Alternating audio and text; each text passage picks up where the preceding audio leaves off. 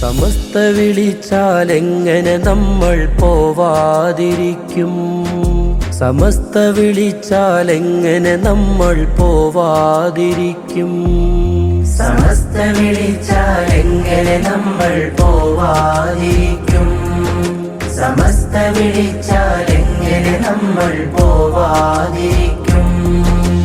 സത്യമതത്തിനുത്തമ പടയതിലൊന്നായി കൂടും. ജനലക്ഷങ്ങൾക്കിടയിൽ ഒരു തരിയായി ചേരാൻ തേടും.